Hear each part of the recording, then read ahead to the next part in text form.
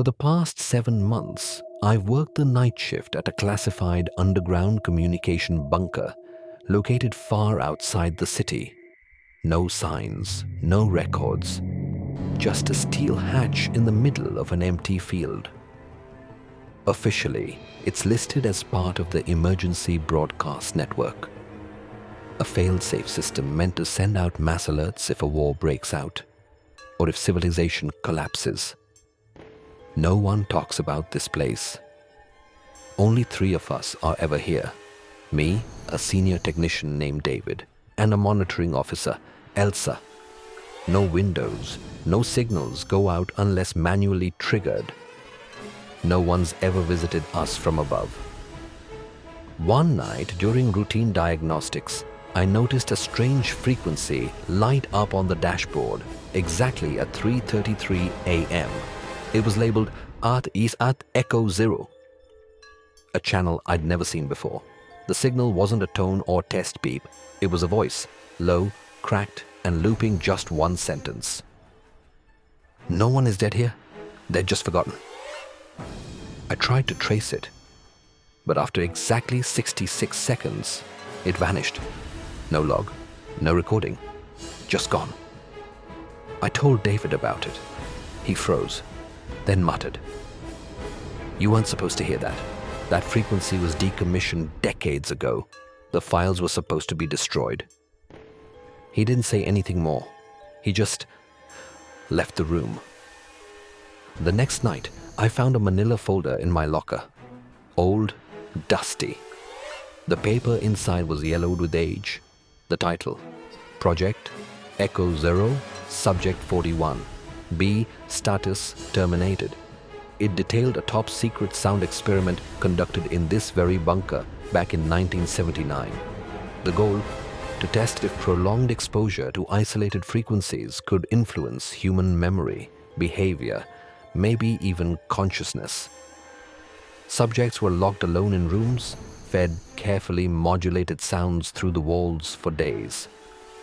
Subject 41, B, was different. She didn't lose control. She merged with the sound, but then she started screaming. "The voices don't stop. I don't sleep. They can't bury me if no one remembers me." And then, one day, she vanished. No body, no trace, just a chair and a warm mic. I pulled up the old blueprints. There it was, an unlabeled corridor sealed behind the storage wall. I broke through. Dust, cold, silence. In the center, a metal chair, an ancient microphone, and a rusted speaker. On the wall, scratched into concrete. She still broadcasts. Next to it, an old photo taped to the mic. A girl, maybe 20, wide eyes, shaved head, blank stare. On the back, 41B lives in the signal now. Then the speaker hissed and whispered, "You heard me again, Andrew. Now you're next." I tried to shut the system down. Every time I blocked the signal, it would reopen itself. Faster, stronger. Now, every night at 3:33 a.m., a new voice transmits for exactly 66 seconds. Sometimes it's a cry, sometimes a whisper. Last night, it was my own voice. I looked at Elsa. She didn't blink. She didn't speak. She just stared through me like I wasn't real. David is missing. But when I played back the bunker feed, I saw him walking down the sealed hallway, the same one I broke open. Except in the footage, there was no hallway, just a wall. I haven't been outside in weeks. Time doesn't move the same down here anymore. I don't know what I've become, but I know this. The signal is still playing, and someone is always listening. One day you'll tune in, and you'll hear. Andrew Blake, Subject 42, B, online. No one is dead here. They're just forgotten. No one is dead here. They're just forgotten. No one is...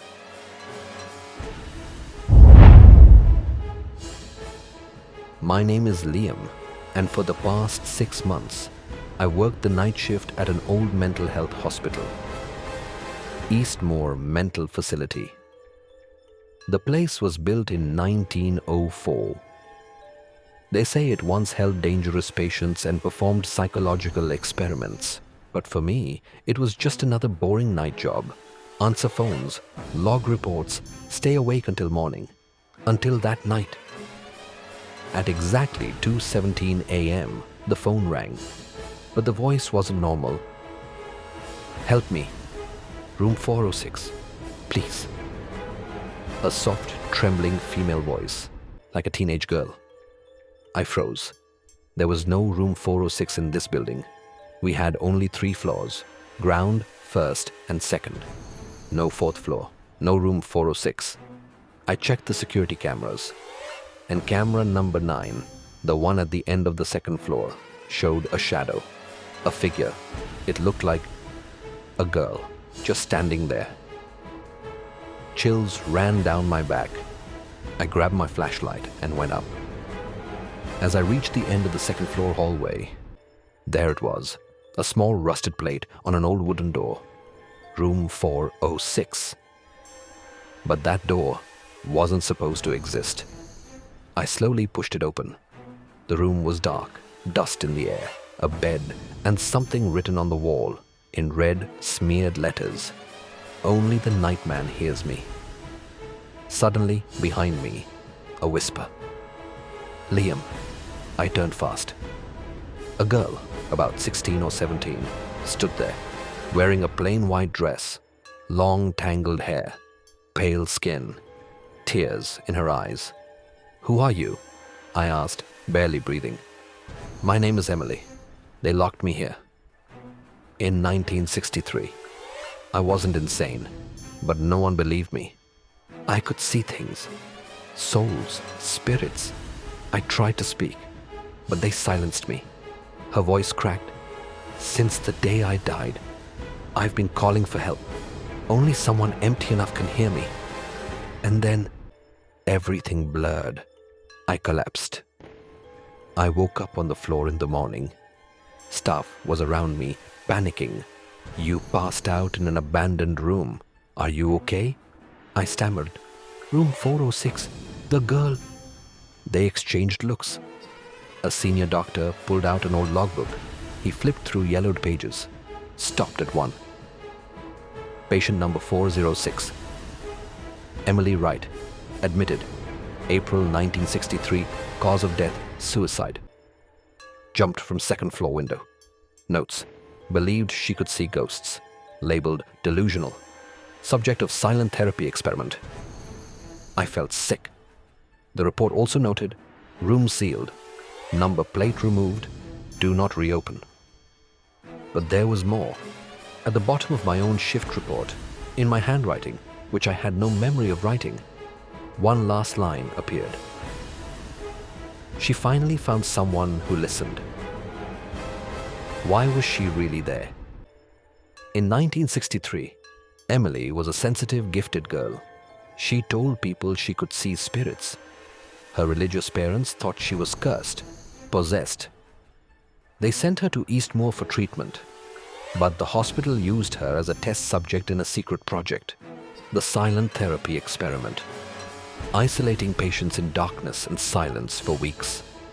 Emily broke, and on the 14th day, she jumped from the window of room 406.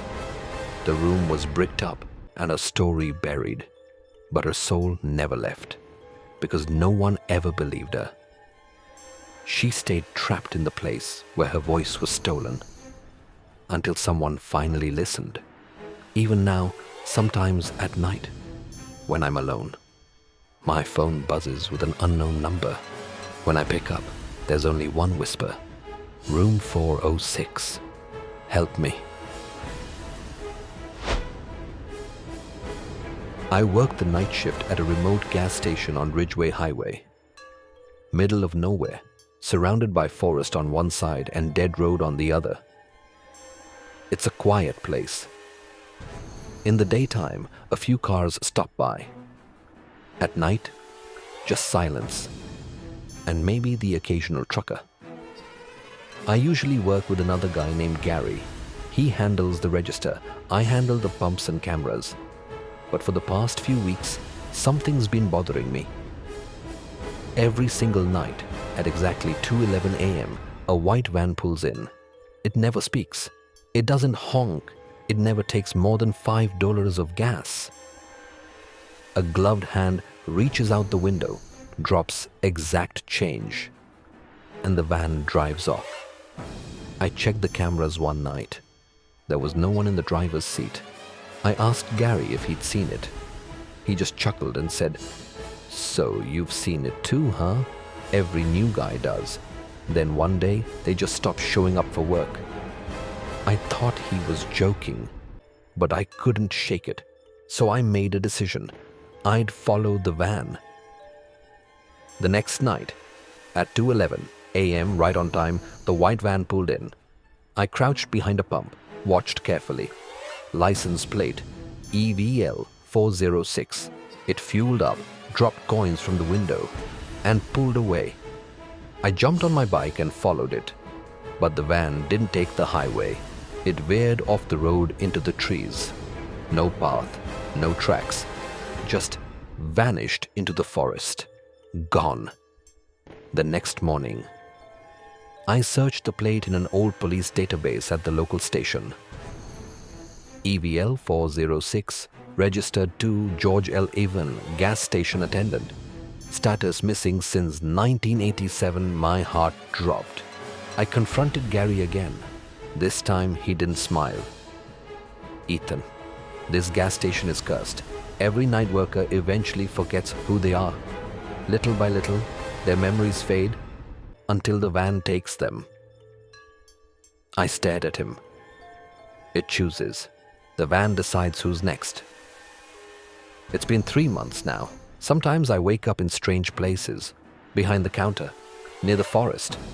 No idea how I got there. The memory gaps are getting worse. Last night, I found a photo on my phone, a blurry shot of the van. But when I zoomed in, I was in the driver's seat, and the license plate had changed. ETH-022.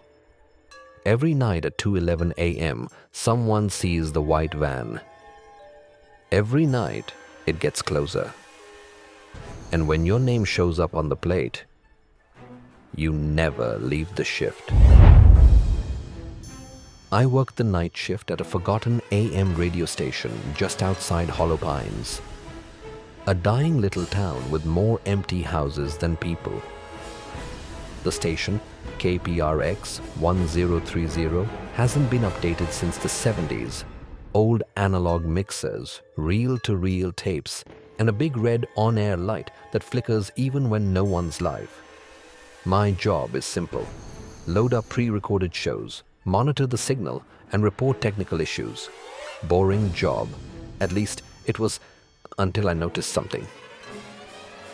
1:13 a.m. every night. The automation software freezes. No error, no crash, just silence. Then the mic turns on by itself. The on-air light goes solid red, and for exactly 2 minutes and 6 seconds, a voice broadcasts live. But there's no one in the studio. I tried playing it back. The system logs nothing, like it never happened. One night, I stayed in the booth during the time. 1:13 a.m. Mic clicked on, and the voice came. "I'm still here, buried under static. You hear me, don't you? Don't forget the fire. Don't forget what they did to me." The voice was faint, raspy, distorted by static, but pleading. I ran out of the booth. The next day, I looked into the station's history. October 9th, 1993. A fire broke out during a live broadcast. A young host named Marcus Dell died in the flames. The station was rebuilt, but his body was never recovered. Locals said he'd been exposing something on air, talking about illegal land seizures, political cover-ups, things the town didn't want heard. The fire destroyed the archives, but now something is still trying to broadcast. 2 nights ago, it got worse. After the 1:13 a.m. ghost broadcast, I found a note on my chair, burnt edges, typed on an old typewriter. Tell my story, or you'll join it. MD, I tried to leave the station. My car wouldn't start. My phone wouldn't dial. The air smelled like smoke. And in the static of the station speakers, I heard my own name. Nathan Cole, you're on air next. I haven't been home in 3 days. I sleep at the station now. I can't remember the way out. Last night, during the dead air, I saw my reflection in the studio glass, but it didn't move with me. It stared and smiled. Then it said, "The signal never stops. Now you're part of it." And the on-air light turned red, without a mic being touched. I am Samuel Reed. I worked the night shift at an underground cold storage facility on the outskirts of the city. It's not a regular warehouse. This place stores pharmaceutical materials, DNA samples, even biological specimens, all kept below -25 degrees Celsius. In the daytime, the place buzzes with staff and deliveries. At night, it's just me, a flashlight, a clipboard, and the kind of silence that feels alive. The first strange moment. One night, while doing my routine checks, I noticed a fog rolling from under the door of room C07. That room had been sealed. I checked the logs. Last entry for C07 was 6 years ago. Donated human tissues, expired batch, marked for disposal. Still, the door was slightly open. Inside, in the center of the room stood a steel crate. Condensation trickled down its surface, as if something inside was breathing. I leaned in, and I heard a whisper, faint but clear. "Send me back. This isn't where I belong." My hands froze, literally. As I turned to leave, I noticed something written in the frost on the wall. Room D13, but we don't have a D13 in this facility. The next night, I started digging through old system logs, and I found a strange pattern. Every year, on December 15th, at 1:44 a.m., the facility temperature dips unnaturally low, sometimes as far as -44 degrees Celsius. Security cameras go blank. Power briefly stutters, but no one ever reports it. I brought it up to the senior supervisor. He went quiet, then said one thing. "You saw D13? Then you're part of it now. No one ever unsees that room." The truth revealed. The next morning, I found a file in my locker. Old, burned at the edges. It was a 1989 classified report. Project, Human Cryosuspension Test. Subject, Dr. Ezra Holt. Purpose, test full body, freezing and revival for long-term space travel. Outcome, failure. Subject flatlined during freezing process. Room, D13, sealed permanently. But there was a handwritten note. Subject showed brain activity again, after 11 years. Now, every night at exactly 1:44 a.m., I find myself standing in front of C07 with no memory of walking there. Each time something new is etched in the frost. "You will finish what they started, Samuel." And sometimes in my sleep, I scream. But when I wake up, my hands are cold, number blue. And last night, I looked into the freezer's reflection. It wasn't my face anymore.